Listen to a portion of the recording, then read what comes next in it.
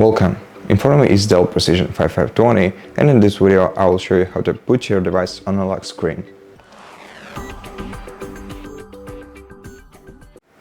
So the first thing you can do is tap on the start button, then go to power options and select the lock option with the lock icon next to it.